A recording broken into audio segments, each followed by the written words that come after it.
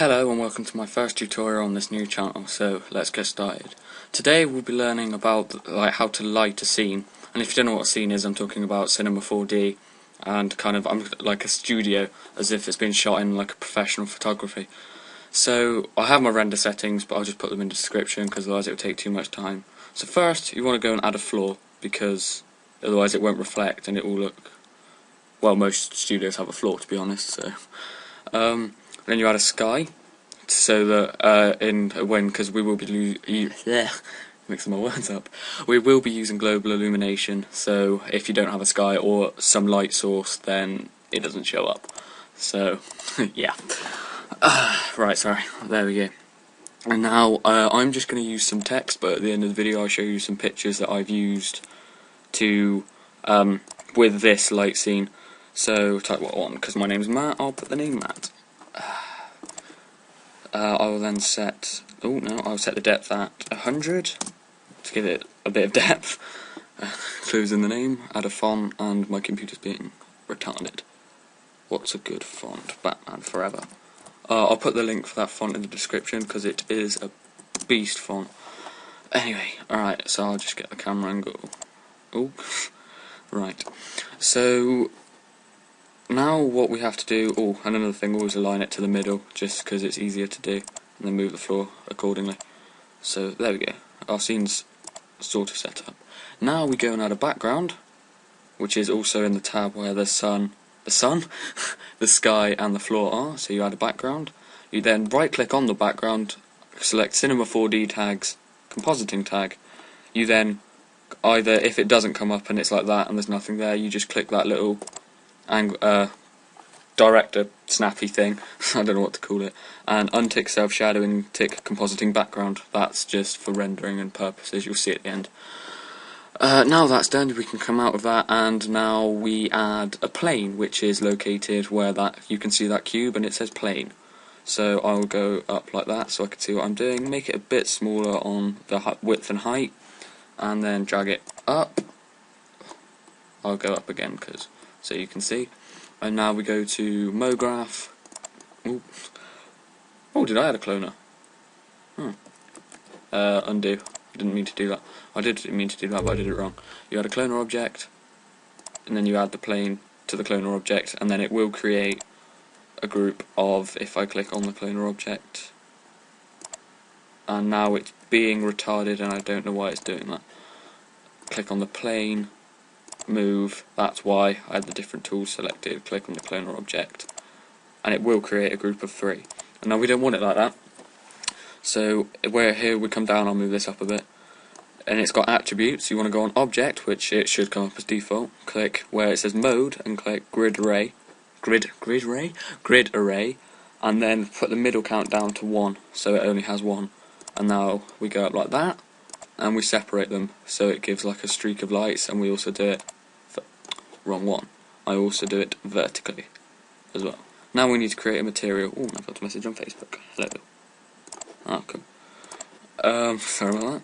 We now click on here, over here where it says materials, click file, new material, and it comes up here. Now we go into the material editor, double click if you're wondering, and you just uncheck specular,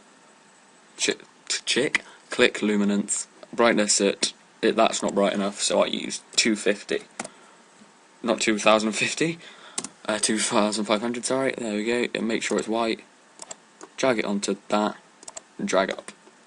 And that's our first, as it's called in the graphic design community, it's called a softbox. Now we zoom out and we add another plane, but this time we're not going to use a cloner object because it's only going to be 1. This time you can, to make it bigger, there and there, or you can use these little markers here and here. That's a bit big. There we go. And then press R on the keyboard so you can so you can rotate the object that you're using, and then click back on this little icon up here so that you can just move it freely again. And then we're going to position it in the left hand corner, and I'm also going to make it a bit smaller that way. There we go. And then R on the keyboard again because I haven't positioned it properly. So by eye you've just got to work out where it's positioned. There we go. And then back onto that icon and drag the material onto it again. So now you've got your second softbox. Now you need a sphere, and then again make it slightly bigger. That's a bit big. There we go. And drag it. I'm gonna have to go around there so I can. Actually, I have a feeling that they're going to be too close. And yeah, drag it further back so it's out, so that it's not directly above the floor. I want it a bit further back and to the corner. So like that. Then drag and drop the material again. And if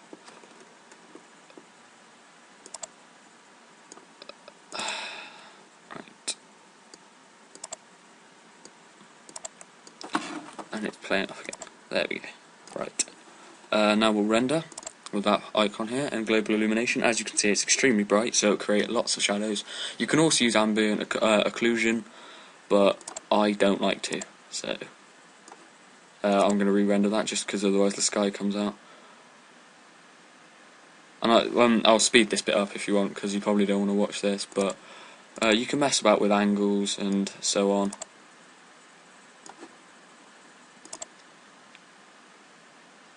And I'm running on a laptop, so yeah, that's the basic thing. And now if I had a file, new material, I'll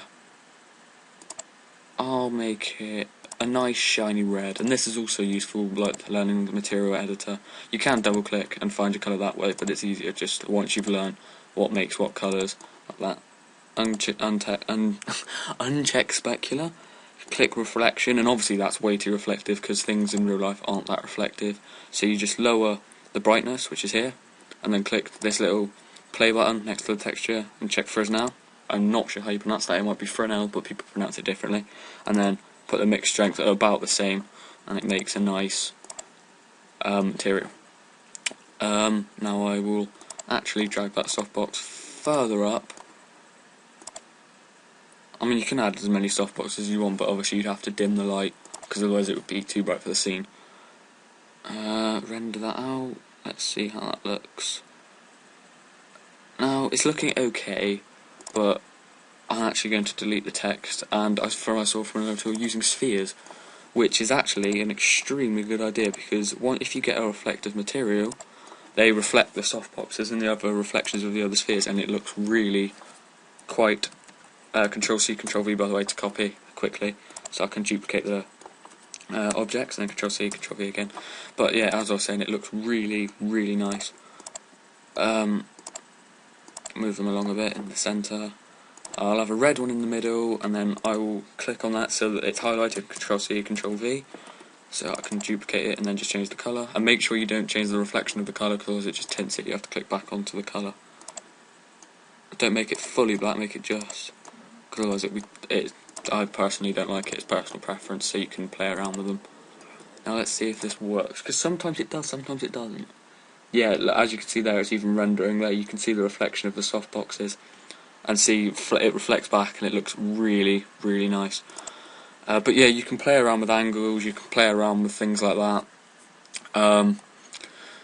So yeah, I'll quickly go into a few details about the channel. This is obviously my first upload. I will be doing regular uploads of tutorials, speed arts, although I have to get my screen recorder, which if you're wondering is Camtasia Studio 7, working again, because I can't remember how to put music onto it, and I tried to upload a speed art, but it for some reason didn't speed it up, so it was 17 minutes long and the video got removed.